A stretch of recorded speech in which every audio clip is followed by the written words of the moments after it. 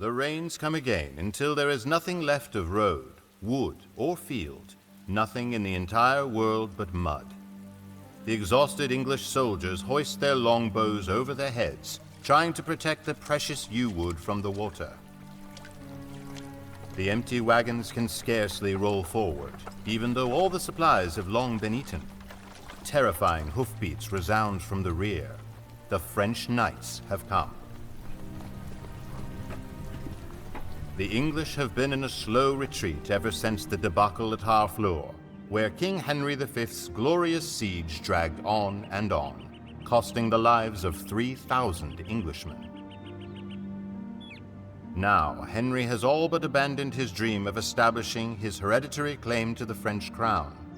Like his men, he only wants to reach Calais and the ships that will return them home to England.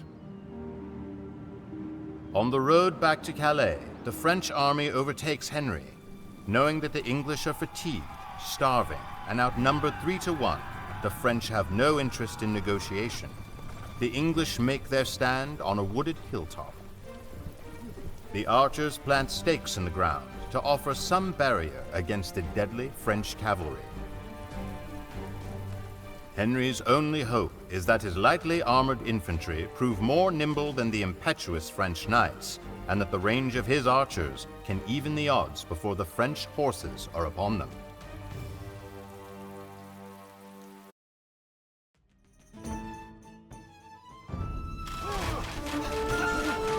My king, the siege of Harfleur is lost.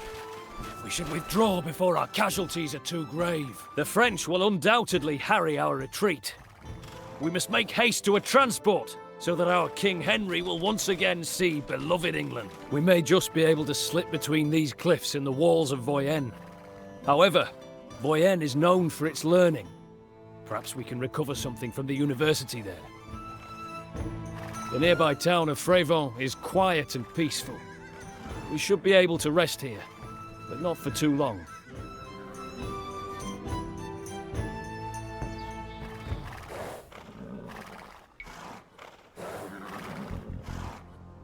The castle of Agincourt lies down this road.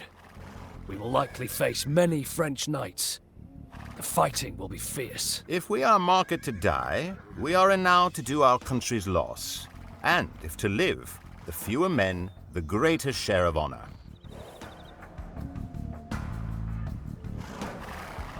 Today is Saint Crispin's Day, and every year from now on, you will be able to show your scars and say that you were here with me on Saint Crispin's Day. He today who sheds his blood with me shall be my brother. North along the road, men! North and then west to the docks!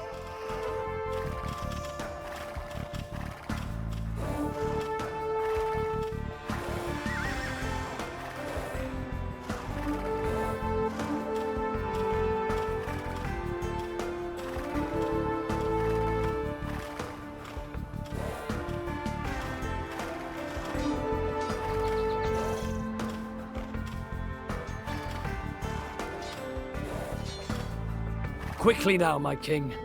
Board and set sail for beloved England.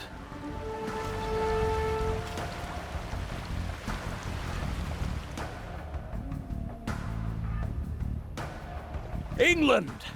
A sweet sight! King Henry is almost home.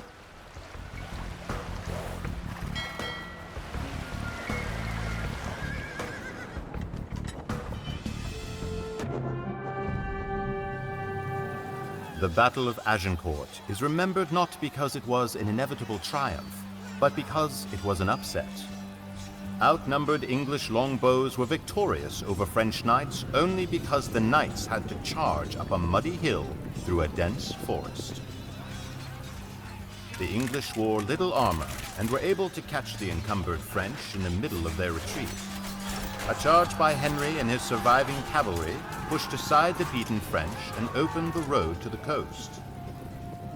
Despite his victory, Henry did not follow through on his attack, but withdrew to England. The true winner of the battle was Burgundy, which was able to come to power in a vacuum emptied by both the English and the French.